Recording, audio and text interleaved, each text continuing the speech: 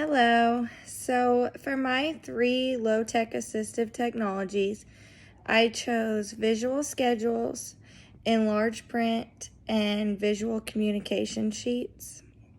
And I'll start with visual schedules.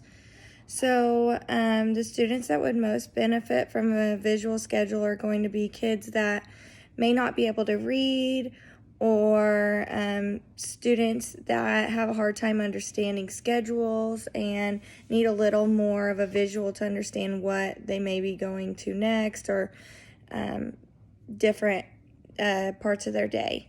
So I think that this would be best used in some of the lower grades, so some of the students that are younger, so maybe like kindergarten through 3rd grade. Kindergarten especially, because those students will know their schedule just by looking at the pictures and making assumptions of what they're going to next.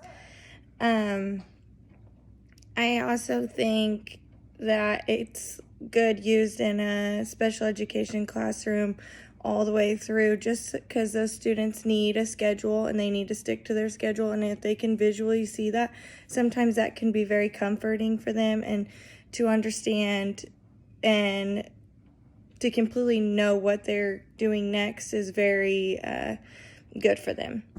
Another thing the task and the device might assist with. Okay, so it just kind of like I said, it just helps give the students more of a clear idea, and it helps them to be independent, so they aren't constantly asking an adult what's next, what's coming next. They can actually look up at the visual schedule and make sure that they know what they're doing. And then my next thing was an enlarged print. So this can be students that have partial blindness, or they become overwhelmed when seeing too many little words on a page, and you can actually like break up some of those sentences if you're using the enlarged print to kind of help soothe them.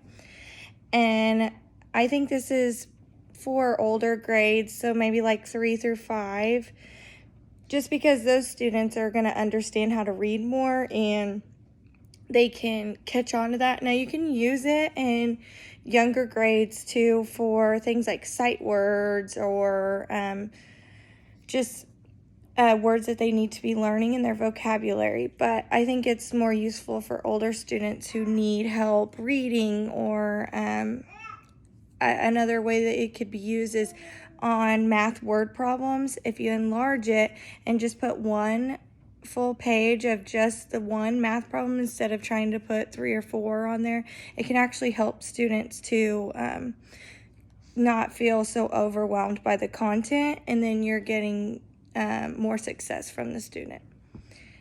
And then my last one that I used is a visual communication sheet. And I would say this is for nonverbal students, or students who have speech issues, who they cannot communicate although they try.